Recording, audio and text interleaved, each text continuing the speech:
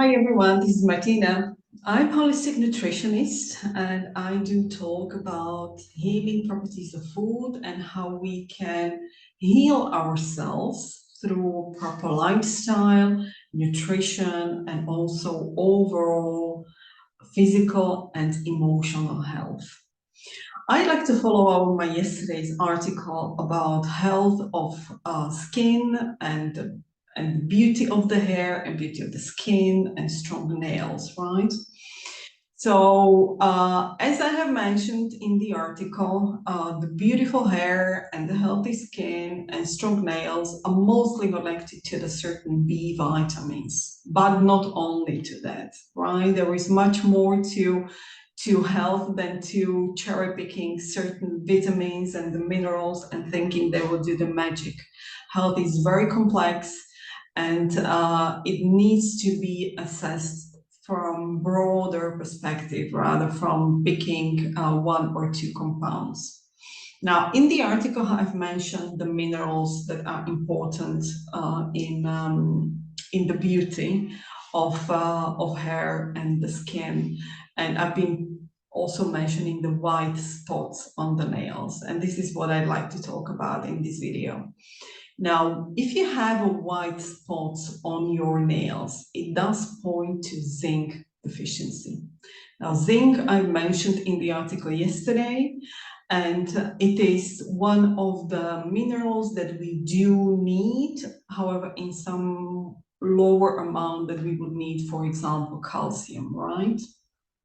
Now, zinc can be found in every single cell in our body, and it does have protected role in the cell membrane, and hence is protecting the outside of the cell against free radicals, against all different kinds of stuff, right? So it is also called fertility mineral, and it does play a role in overall fertility treatment or infertility treatment rather. Obviously, if one can't conceive, it does not really rely on zinc deficiency only. It's such a broad and complex topic to cover. But on the side note, I'm just saying that zinc is also responsible and playing its quite important role in overall fertility of a person, regardless if it's a man or a woman, right? So zinc, besides, since it is protecting the cell membrane, every cell membrane, it would be protecting also our hair cell and skin cell, our nails, right? So it does play also its part in overall immunity.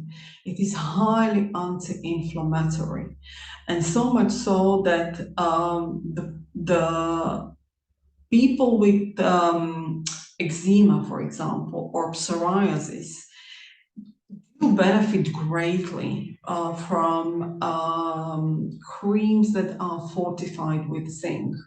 And there are a lot of great natural products that do include zinc and do include copper and do include silica in various skin treatments, right? And those particularly, which I have mentioned, psoriasis and eczema. Obviously, there will be much more to that, right? And the cream needs to be part of overall holistic assessment of this condition rather, right? However, it does help. And if you perhaps are experiencing this condition on your skin, and we are going to a cold period where the air is dry, and this kind of condition tend to occur more often than during the summer, then you might be giving it perhaps a go if that might be a right thing for you to try. So, white spots on the skin connected to zinc deficiency, eczema and psoriasis are benefiting in increased intake of zinc.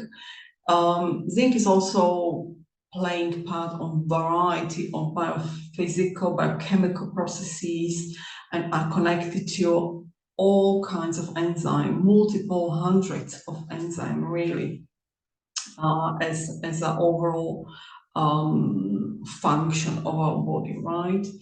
Now, one thing we do need to understand in connection to the zinc, or perhaps where really we can find zinc in the food would be perhaps the better way to go ahead.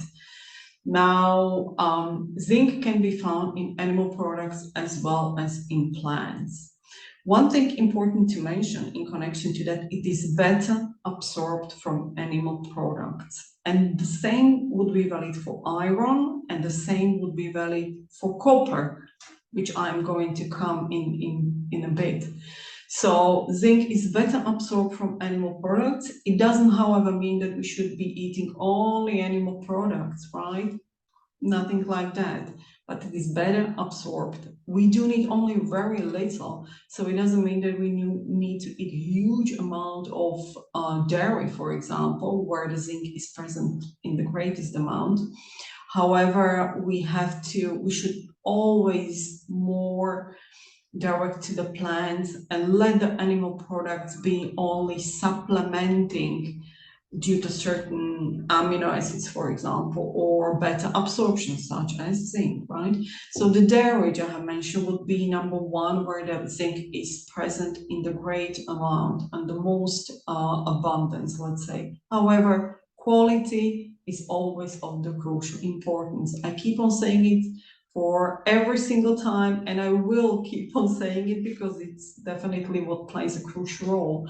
If the quality of dairy is low, the zinc absorption will be low, and zinc amount present in the dairy will be low too.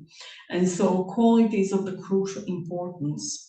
So besides the dairy, we definitely should be directing our attention to legumes where the zinc is present, to nuts. Brazil nuts in particular have a great amount of zinc.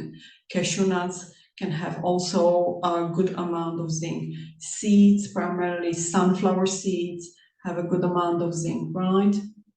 So this would be also what we should pay attention to and include in our meal plan, along with dark leafy greens, etc., right?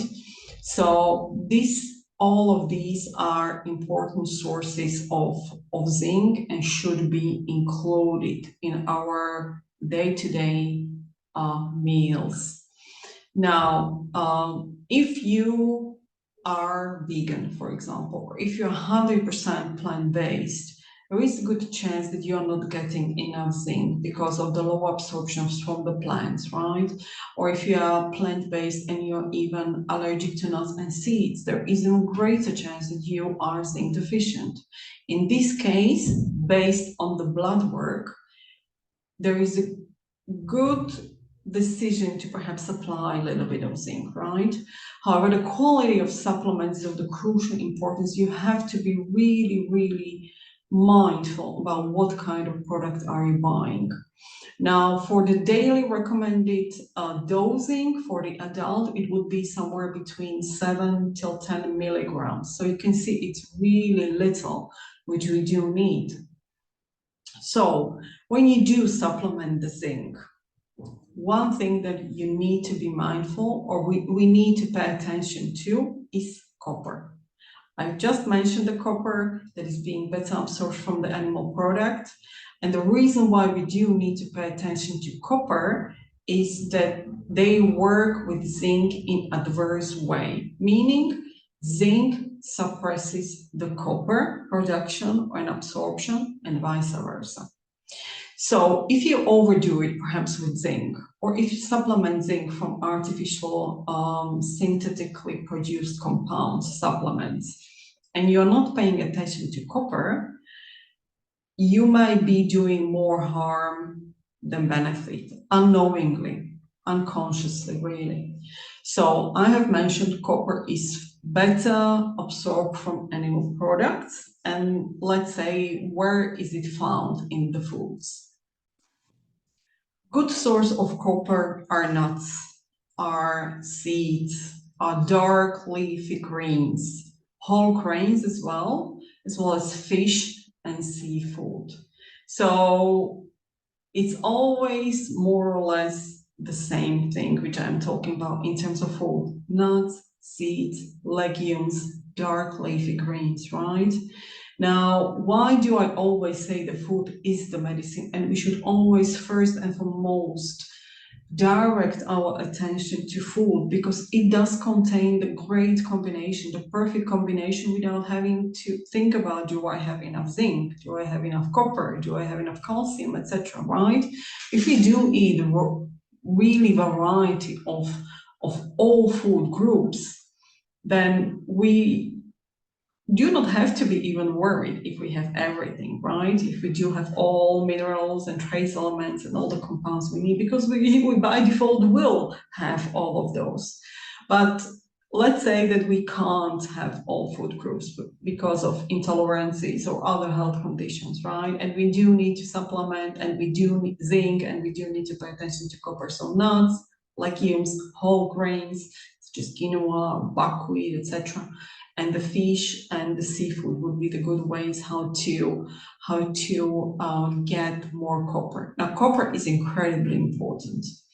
It does play a crucial role in building bones, in healthy nerve system, in skin as well. Without copper, we would be all having white hair. It does have a great role in the color of the pigment, of the natural pigment based on our DNA, based on our DNA inherited through the ancestors, obviously. So it in the pigmentation in general, right? So it does have great importance also in the blood in terms of oxygen delivery into the cells and etc. So it does have important role, and we do need only really little. These are trace elements. For zinc, I have mentioned between 7 and 10 milligrams a day for the adult. And for copper, it's 1 milligram a day. So you see how little amounts do we need, and hence it's not that difficult to get the right amount or sufficient amount from the food if we do compile the nutrition in a healthy way with good variety of vegetables, nuts, seeds, legumes, and a little bit of animal products, right? In a follow-up to the article yesterday that I have mentioned, the B vitamins in particular, I wanted to elaborate a little bit more on the zinc and on the copper and perhaps on the iron, which also does play a small part, but particularly zinc and copper that people are not really a lot of time aware of, unless you do have skin issues and you perhaps have been forced to look into what can help you. But from the overall health perspective and the beauty of the hair and the beauty of the skin and strong nails without white spots, without breaking, and without hair that is not really overly falling out, we have to, it's good to know that zinc and copper, along with the B vitamins and other stuff, play attention too. So that's all for now, and I'll talk to you soon. Bye.